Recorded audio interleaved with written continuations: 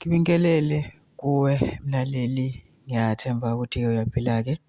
Mina nje ngizocela kuwe laphana-ke ukuthi uma uthe usamusha kulona ikhasi-ke leli-ke noma ukuthi uyaqala ukungena kulona, wenze nje kulungile-ke laphana-ke ungixhase ungaphumi acindezelanga-ke ibhathini subscribe nje, akubizi imali kumahhala nje kusho nesenti-ke lemnyama le khona uzokwazi phela ukuthi uqhubeke uthole nezinye-ke iy'ndaba-ke ezintsha nje kulethela zona ngikufakela zona-ke kulona ikhasi-ke leli kusukela-ke manje-ke ukuthi ngikuphuthile izinto owenza njengamanje ukuthi ngingakudindezela-ke ibhathini usubscribe njengamanje-ke.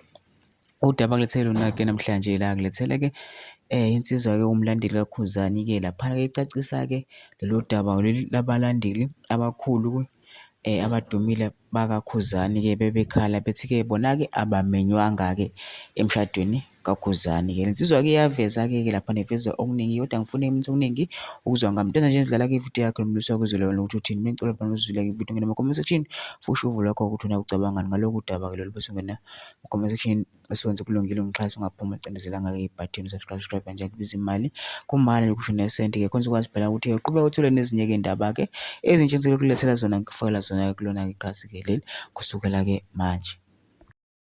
Uney'nkulumo elibele ivele njalo njengoba uKhuzani beshada, I think ningoLwesine losiphuma kuwona, ukuthi hey beningamenywanga emshadweni kwasho kwacima bafowethu. Asilungiseni lento, singabalandeli bomculo kaKhuzani, sibona abangani baKhuzani, asihlukaniseni leyo. uKhuzani usikhiphile isimemo sodwendwe la kumenywe khona wonke umuntu. Umshado lo mhlophe abangani, ama-colleagues nabantu abaclose nemndeni. Awucabange sekumenywa nje sekumele kugcwale iground lonke uKhuzani ashadele ngoba nawo nje phela umculo. Ukuthi uKhuzani umculi siyamthanda futhi siyameseka, siyohlala simeseka. Akusho kodwa ukuthi uKhuzani sekumele ngisho into ekumele kube yomndeni nabantu abaseduze sekumele sibe khona ngenkani. Ngenza ukuthi akasikweletile ukuthi thina uKhuzani njengabalandeli bakhe.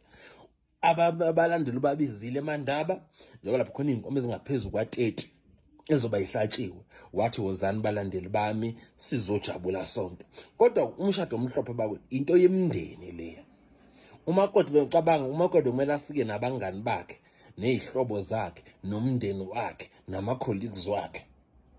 NoKhuzani futhi abangani bakhe, iy'hlobo zakhe, umndeni wakhe, ama-colleagues. Nathi bese kufuna sibe lapho. Asihlangi phela thina ngenza kwethu, asiguli nje.